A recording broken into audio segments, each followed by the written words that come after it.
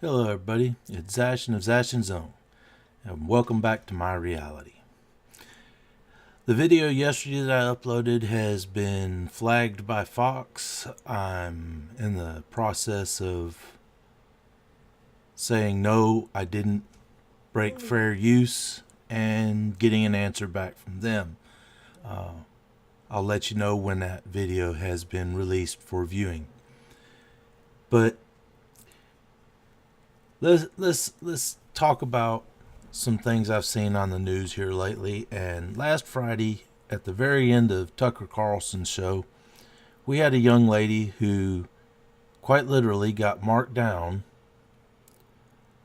on her paper, and YouTube got there first because I heard about these things happening on college campuses last winter, not this winter we just went through, but the winter before, January of 2016.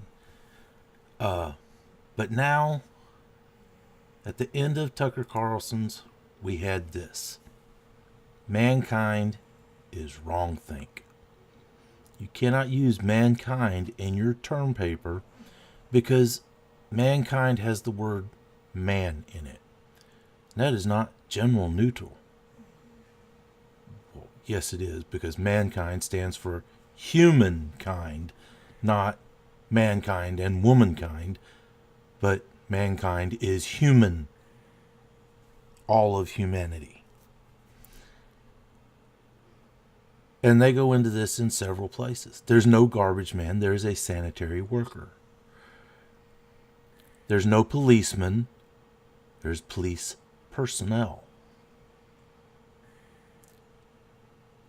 These gender neutral commentary is one of the things that they are pushing on our college campuses. And while not technically wrong, they do include, they're gender neutral. And I don't mind for people that choose to speak that way. But to force this on the students is wrong, because there is nothing wrong with these terms that over the centuries have been all-inclusive. They're already all-inclusive. Mankind is all humans. Regardless of race, color, or creed, they're all part of mankind. You could not get a more gender-neutral term other than to say the human race.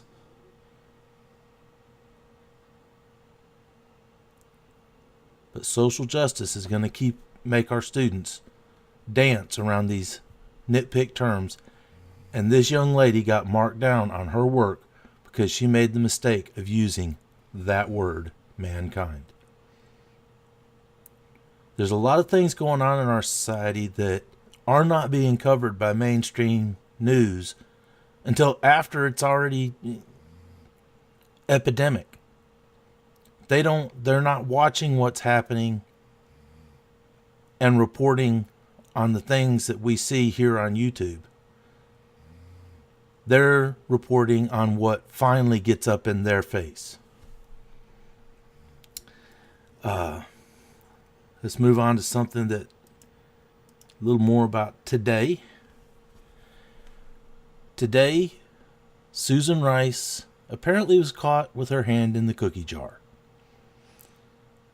She has been named as the person who was doing the unmaskings during the Obama presidency between the election and January 20th. It was her and the group of people right around her that spread that information to other groups in our government, the Department of Defense, the FBI, the CIA, and pushed it out amongst these other people. So, when Farragus was coming out last week, or got caught in speaking the truth and then tried to walk it back,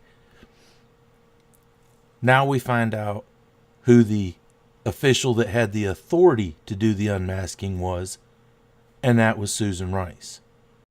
So here we are again with the Democrat narrative of all the personnel in the Trump transition team being picked up on incidentals. Well, if they were picked up on incidentals, and those incidentals don't point to a criminal activity or an illegal political activity, they should not have been unmasked. So, yes, the Senate and Congressional Intelligence Committees need to look over these incidents and figure out what's going on. And if we have illegal unmasking, Susan Rice needs to answer.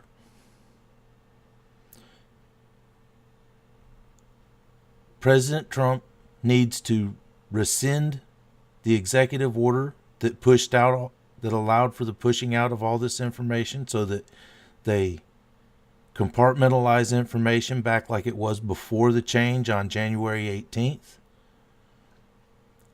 And y'all have a good night. I didn't have a whole lot for this evening. Thank you for watching my video. Like, favorite, and subscribe. Down below you'll see a link for PayPal where I can get some better equipment to do this a little bit better, be more a little efficient. And to the sides over here you'll see a couple videos. If you're interested in watching them, I'd be appreciative of you looking at them. Have a good night.